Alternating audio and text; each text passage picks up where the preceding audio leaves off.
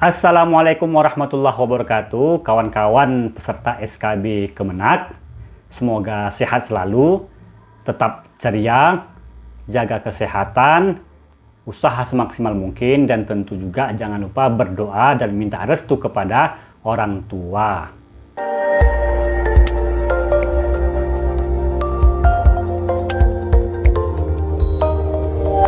Oke kawan-kawan peserta SKB, dalam video kali ini kita akan membahas soal berikut jawaban dari wawancara berdasarkan informasi yang kita dapatin. Oke, langsung saja kawan-kawan, kita akan mengulas pertanyaan-pertanyaan yang ada di dalam wawancara. Tapi tentu saja untuk bagian ketaatan beragama tidak kita akan ulas. Kawan-kawan bisa melihat pada video-video sebelumnya soal plus jawaban wawancara di video-video sebelumnya. Jadi video-video sebelumnya jangan kawan-kawan lewati karena di sana juga terletak kunci-kuncinya. Ada beberapa video itu untuk kumpulan soal dan jawaban, ada 3 video. Kemudian kawan-kawan lihat di materi moderasi beragama ada 2 video. Oke kawan-kawan, langsung saja kita akan ulas pertanyaan-pertanyaan berdasarkan info yang kita dapati. Pertanyaan yang pertama, apa pendapat saudara tentang tahlilan? Nah, kawan-kawan bisa jawab bahwa tahlilan itu bagi saya boleh.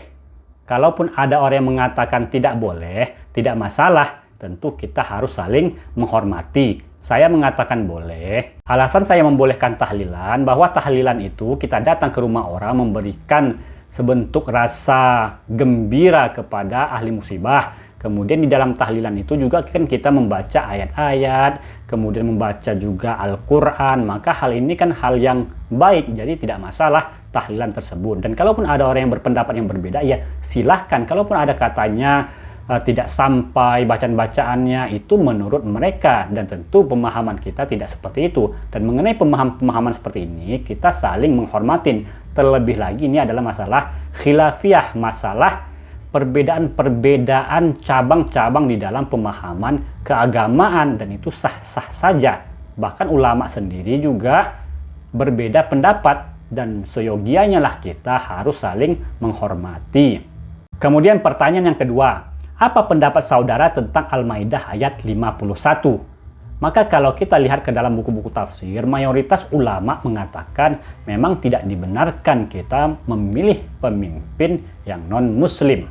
Nah, jika ada penafsiran-penafsiran yang lain, silahkan saja.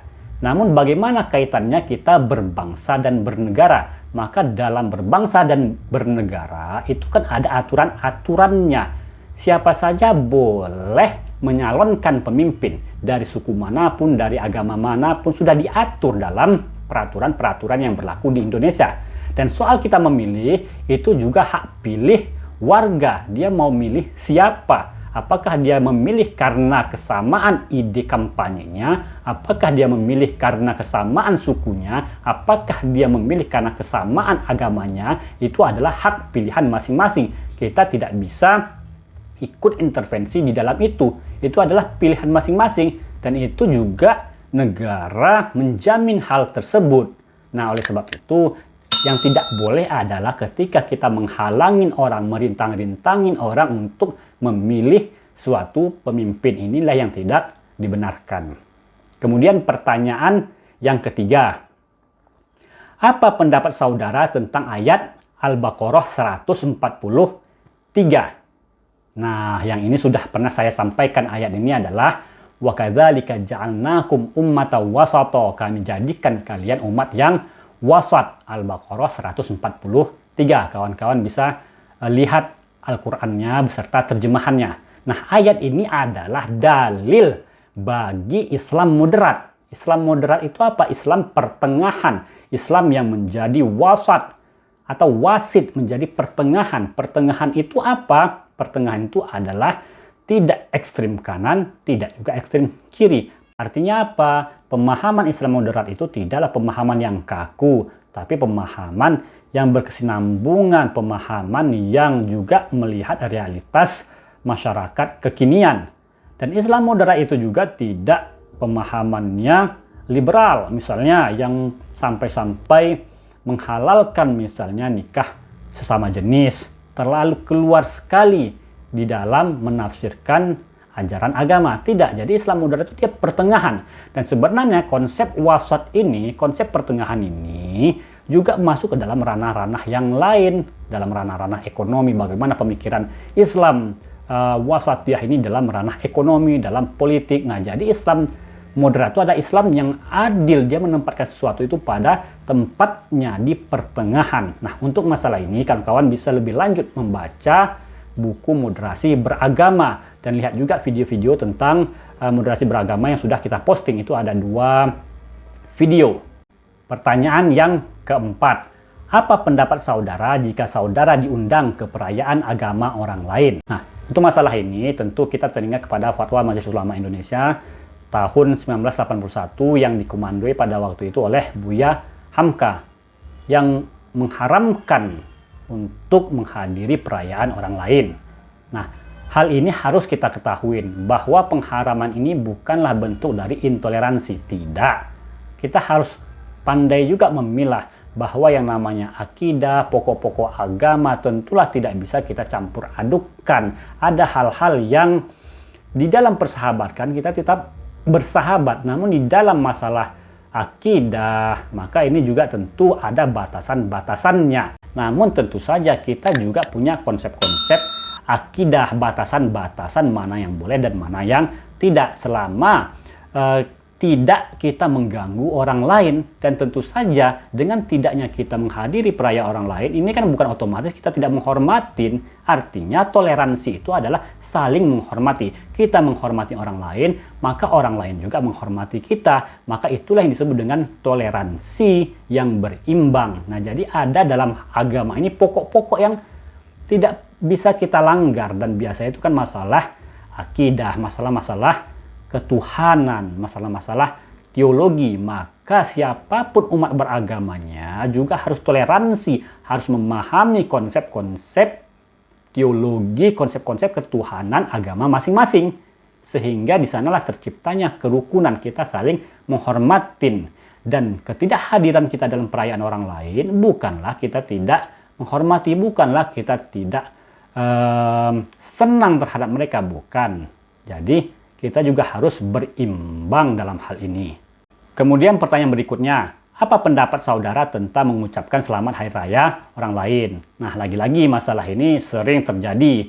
Dalam hal ini memang terdapat perbedaan pendapat, dan menurut Majelis Ulama Indonesia juga pada tahun 2012 sebaiknya umat Islam tidak mengucapkannya. Tapi Majelis Ulama Indonesia juga menghormati bagi orang yang mau mengucapkan. Jadi dalam hal ini kita juga menghormati orang lain. Dan begitu juga sebaiknya orang lain juga menghormati pandangan orang lain. Disitulah lagi-lagi toleransi. Jangan sampai kita berbeda pendapat lalu kita timbul perpecahan. Dan yang namanya perpecahan itu hanya menguntungkan orang lain yang tidak senang kepada kita. Pertanyaan berikutnya, apa pendapat saudara tentang surat Al-Maidah 44? Nah, di dalamnya itu terdapat isinya itu, wa malam yahkum bima anzalallah faulaika humul kafirun. Siapa yang tidak berhukum dengan hukum Allah, maka dia termasuk orang-orang yang kafir. Nah, lagi-lagi dalam hal ini sudah ada videonya kita berikan. Kawan-kawan rujuk kembali dalam video-video sebelumnya. Video-video yang terkait dengan masalah ini, untuk masalah tanya jawab wawancara itu ada 3 video, kumpulan soal dan jawaban wawancara. Nah, itu ada 3 video. Kemudian kawan-kawan juga lihat di moderasi beragama, videonya itu ada 2. Nah, di sana juga sudah kita ulas. Kemudian pertanyaan selanjutnya adalah, bagaimana jika saudara memiliki orang tua atau famili atau sahabat di tempat saudara bekerja? Bagaimana sikap saudara terhadap rekan-rekan kerja? Maka kawan-kawan bisa jawab, sikap saya sebagaimana pekerja lainnya. Keberadaan orang tua saya, keberadaan famili saya tidaklah mempengaruhi cara berperilaku saya di dalam bekerja. Jangan gara-gara ada orang tua kemudian saya sewenang-wenang, saya tidak masuk, kemudian saya tidak melaksanakan tugas dengan wenang. Jadi tidak ada sangkut pautnya dengan orang tua ataupun kerabat ataupun famili. Nah, jadi saya bekerja secara profesional. Ada tidak adanya orang tua ataupun sahabat ataupun famili yang dekat itu tidak mempengaruhi cara saya bekerja. Prinsip kita bekerja adalah profesionalitas. Kemudian pertanyaan berikutnya adalah bagaimana pendapat saudara tentang sekelompok orang misalnya melarang mengikuti upacara bendera ataupun menghormati bendera. Maka kawan-kawan bisa jawab, tentu saya tidak setuju bahwa bendera itu adalah simbol negara kita. Melakukan upacara itu adalah diantara bentuk kita, kecintaan kita kepada bangsa dan negara ini. Dan adapun orang-orang yang melakukan hal tersebut, maka perlulah kita melakukan pendekatan-pendekatan. Mungkin ada salah-salah informasi, jadi kita juga perlu namanya check and recheck. Sebagai warga negara yang baik, tentu hal ini perlu kita lakukan. Dan juga pemerintahan setempat misalnya berkoordinasi juga, kemudian melakukan tabayun, melakukan check and recheck. Jadi kita sesama warga negara, ketika mendengar suatu informasi ataupun keadaan yang muncul di tengah-tengah masyarakat, tidaklah kita meresponnya dengan terlalu reaktif, tapi kita lihat juga sebab musababnya. Jika ada di sana ketidakberesan, maka kita lakukanlah saling nasihat menasehati. Oke kawan-kawan, demikian saja. Kita akan lanjutkan pada part berikutnya. Dan tentu saja kawan-kawan jaga kesehatan, jaga stamina, tetap maksimalkan usaha, berikhtiar selalu, berikhtiar sehabis-habis mungkin. Terima kasih atas perhatiannya. Assalamualaikum warahmatullahi wabarakatuh.